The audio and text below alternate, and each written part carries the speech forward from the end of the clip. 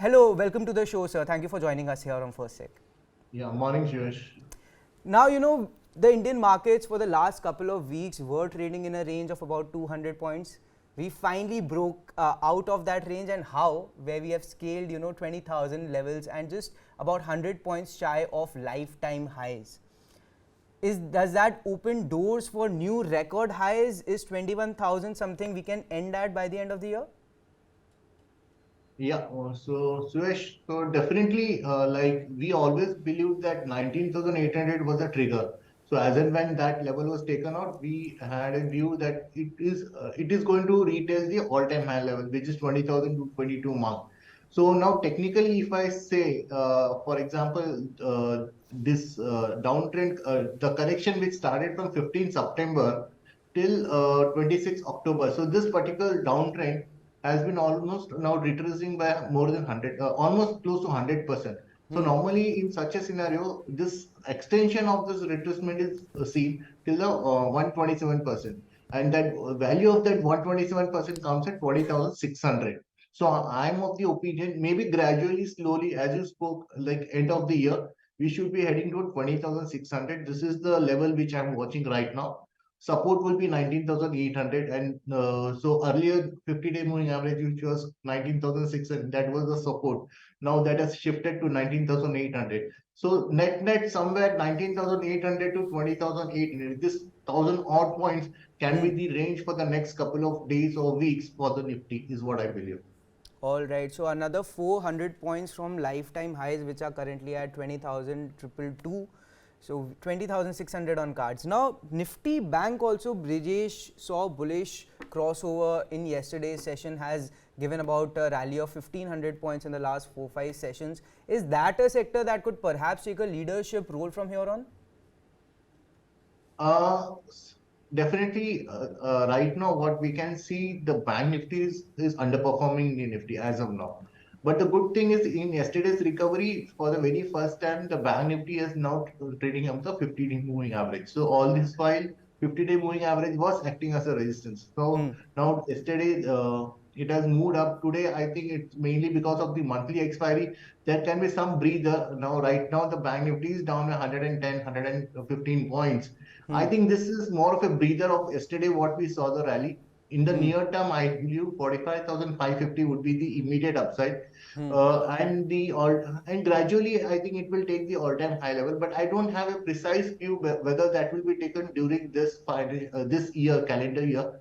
But Right. then having said that, when the Nifty is supposed to go till 2,600, Bank Nifty will approach somewhere, will be close to 46,000 is what I sense. All right, Bank Nifty could move higher, but maybe or maybe not this year. But one of the stocks that I was tracking in this space is HDFC Bank. After weeks of consolidation near that 1480 to 1500 sort of levels, the stock has been moving up slowly and steadily. On the price charts, from what I can see, it's on a 5-week winning run, and nearly at a 2.5-month high, approaching the 20-day simple moving average on the weekly charts. Are we seeing a breakout here? Is that a stock that someone can look at? Actually, if we look at the weekly time frame and we go back on to the 22nd September, when there was a big fall in the HDFC Bank. So basically, that was a bearish candle, and 50% of that mark is somewhere close to 1,600. So as long as 1,600 mark on the HDFC is not taken out, I don't think we are going to see any directional positive momentum. So what we are right now, what we are seeing is just a pullback. Right. I'm still not convinced to take the positional buy. Yeah, definitely. There is a trading bet till 1600, 1590, 1595. That is the trading bet I would like to take. But then if I need to recommend a positional bet, I would still like to have some more confirmation on the long-term charts, which is right now missing. So I would term this just as a pullback, and maybe another 20-25 points pullback will may be there in the HDFC Bank, but this is not the positional buy is what I sense. All right, not a positional buy, looks like a pullback. But I'll come to you, Amit. Now, the auto sector is one of the space that we have been talking about in the November series. On the whole, has been an outperformer. Nifty auto is, I think, somewhere up about 10% or so in the last one. 10.04, yes. 10.04% in the last 1 month. But one particular space within this entire segment that is shining is the two-wheeler stocks, isn't it? What can I say? And I'll start by saying how attractive this space is that the Italians are coming back. And how? And you can just imagine, they're coming back on two-wheelers. Just imagine Gregory Peck and Audrey Hepburn in the Roman holiday way. Vespa Elettrica is due to launch its EV two-wheeler in June 2024. People close to my age will remember a scooter by the name of Lambretta. And Lambretta is making a comeback to India in collaboration with the Bird Group. This year, in its 350 and 200cc avatars, low carbon emission, and they will be launching their electric scooter in 2024. Lambretta was something that was there in India way back in the 80s and 90s, till the 90s. So, if that is not enough, an unsuspecting group that is making its foray into this is the Hinduja group. They, Gulf Oil Lubricants, which is their company, acquired the EV charge maker Tyrex Transmissions for as much as 103 crores few months ago. They already have Switch Mobility. As far as the two-wheeler stocks are concerned, the last month's earnings, I'll start with Bajaj Auto, was up 14.23% over the last month. Right. Slightly down today and it's at rupees 6,058. 0.2% down today, but today's trading. Eicher Motors over the last month has earned 15.61%. TVS Motors over the last month has earned as much as 16.70%. Right. Hero Motocorp 21.04% over the last one month. That's how attractive this space is looking. Brijesh, you can throw some more light on this space, and which one do you think is the most attractive one of the lot, and what should we look forward to? Yeah, definitely, sir. As you spoke, definitely within the Nifty auto space, Hero Moto is something which is definitely a very strong bet, mainly because of the monthly time frame. If you see the monthly, that's kind of a cup and handle kind of a structure, which is already formed, and we have seen a good amount of breakout.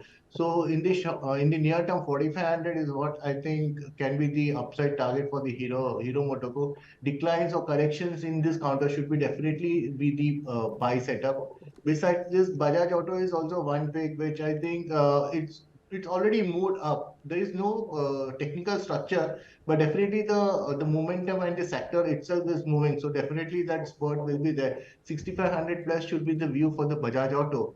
And if you look up, if you talk any of the trade setup in the auto space, then I think now recently Tata Motors and M&M.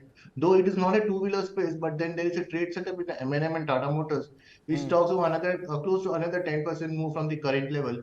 So I think when in the next 1 week or so, when the Nifty rallies, or maybe the Nifty makes a new all-time high level, Tata Motors and M&M will be the two stocks on the auto space which should contribute to this rally.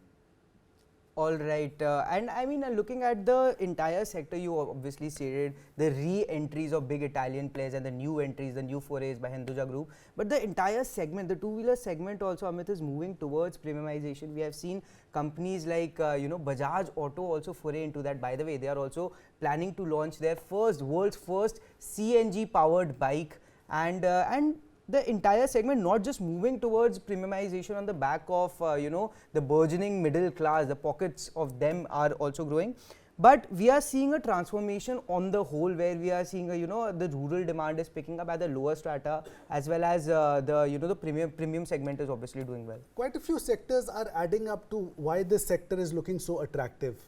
The most obvious one is congestion in the urban space.